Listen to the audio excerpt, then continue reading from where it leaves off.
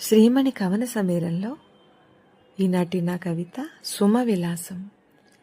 పువ్వులు పలకరించాయి, అలా కళ్ళతో ఆస్వాదిస్తూ కలియ తిరుగుతావే గాని త్రుంచి సెగలో ముడుచుకోవేమని. ఈ సుమలలామలదెంతటి వెరిబాగులతనం, అమ్మ కొమ్మపై ఆడుకునే అవకాశం ఇచ్చాననుకోవేం. అంత చిన్న జీవితంలోనూ చిరునవ్వులు చిందించడం ఎక్కడ అభ్యసించాయో తాము వాడిపోతామని తెలిసి తనివి తీరా విరబూయడం వీరులకే సాధ్యమేమో కదా.